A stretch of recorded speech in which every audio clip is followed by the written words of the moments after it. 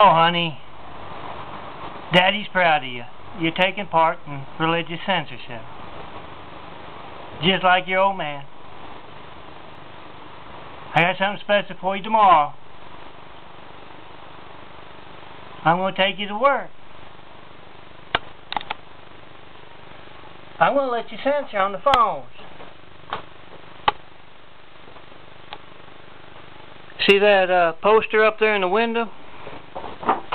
It's usually up there when I'm here.